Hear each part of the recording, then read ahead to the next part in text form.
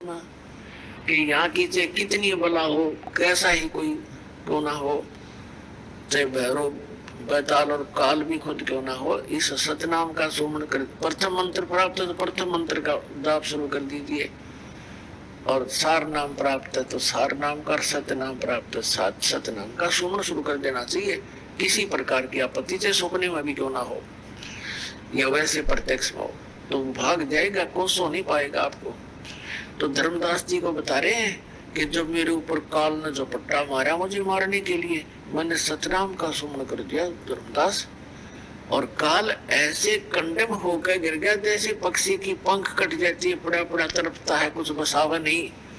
तब इसने पता लग गया कि इसके पास कोई प्रबल शब्द शक्ति है, तो चापलूस बन गया ये काल, और मेरे धीरे धीरे नीचे नीचे आकर मेरे पैर पकड़ दिए और नु कहे तू मेरा बड़ा भाई, मैं आपका छोटा भाई। क्योंकि जोग जीत रूप में परमात्मा खड़े थे जो, और काल भी उस परमात्मा का ही पुत्र है, तो कहता कि आप मेरे बड़े भाई, मैं आपका छोटा भाई। अब छोटे तो गलती करते हैं, बड़े सदा क्षमा करते हैं।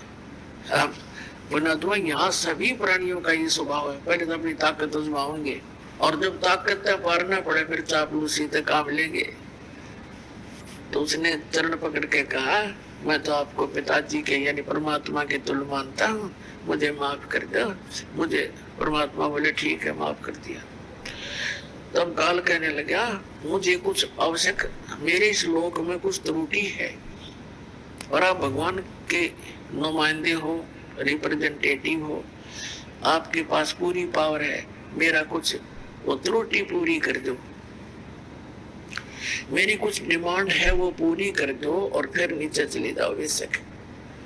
तो परमात्मा ने कहा, बोल क्या चाहता है कि वचनबद्ध हो जाओ तब मांगूंगा। परमात्मा वचनबद्ध हो गए। तब कहा कि 3 युगों में परमात्मा ने ये कहा था, मैं नीचे जाऊंगा, सबको सच्चा नाम से रास्ता मार्ग बताऊंगा, भगवान की का परिचय दूंगा, सत्य नाम दे करके, सार नाम दे करके सबको पार करूंगा, सतलोक ले जाऊंगा। तो इसको मुश्किल होगी थी कि कहीं मेरा लोक ना उजाड़ दे। प्रतिज्ञा करवा ली कि 3 युगों में जीव थोड़े ले जाना, और चौथा युग जब कलयुग आवे तब तो शरण जीव बहु जावे, ऐसा वचन हर मोह दीजिए, तब संसार गमन तुम कीजिए। तो परमात्मा ने कहा ठीक है तथास्तु, तेरे को मैंने वरदान दे दिया, प्रतिज्ञा कर ली कि चौथे युग जब कलयुग में मैं अपने जीवों को समझाऊंगा, ले जाऊंगा। दूसरा इसने कहा था कि आप अपना ज्ञान देकर ले जाना, जब जोर जबरदस्ती से ये ज्ञान मत किसी को देना, और जो जबरदस्ती ना ले जाना यहाँ से, आप अपना ज्ञान सुनाना, आपके ज्ञान से आपको भगवान मानकर, आपको परमात्मा को परमात्मा मानकर जो भक्ति करे वो आपके, और मेरे भक्ति करेंगे, मेरे मंत्रों का जाप करें और मेरे ज्ञान पर आश्रित रहे, वो मेरे। तो परमात्मा ने कहा ठीक है भाई तथास्तु, ये तो है ही, मेरे को तो वही समझेगा जो मेरे ज्ञान से परिचित होगा। परमात्मा ने सब स्वीकार कर ली, उसकी सारी डिमांड। और भी 2-3 थी, वो फिर बताएंगे, अभी समय नहीं।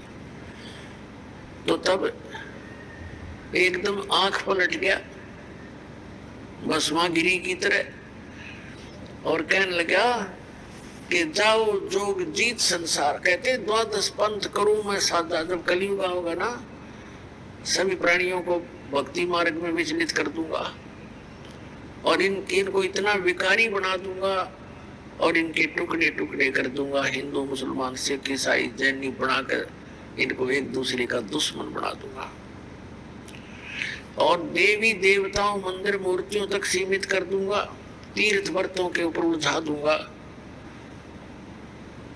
और तब तुम जाओगे, जब परमात्मा ने कहा कि 5500 वर्ष जब कलयुग बीतेगा, तब मैं अपना एक अंश भेजूंगा। उसको तो यही कहना था कि अपना अंश भेजेंगे, और फिर तुम्हारे सारे ज्ञान को ठीक कर देगा, वो सबको ये ज्ञान देगा। तो उस समय वो काल कहता है कि उस समय तक तो इनको इतना कंडम कर दूंगा, ये भक्ति के योग्य भी नहीं रहेंगे।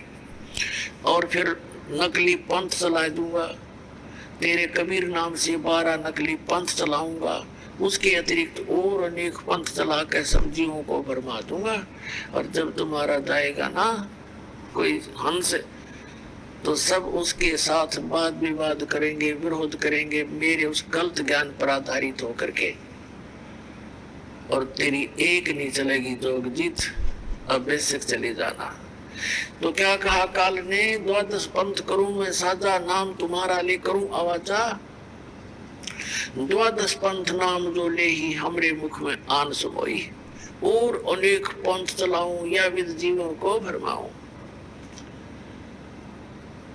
अपने आत्मा 12 पंथ तो गरीबदास जी तक पंथ आपको दिखाई रखे बहुत बार, उसके अतिरिक्त और अनेक पंथ चलाऊं, ये राधा स्वामी पंथ, इसी से निकली ब्रांच जय गुरुदेव पंथ मथुरा, और जनोद वाला जो ताराचंद वाला, और धन धन सतगुरु सच्चा सौदा सिरसा और जगमाल वाली जो यहाँ पर गंगुआ पंगुआ, गंगुआ के आसपास यहाँ वाला ठाकुर जी वाला, और ये राधा स्वामी व्यास वाला, आगरा वाला, ये सारे अनेक पंथों में है।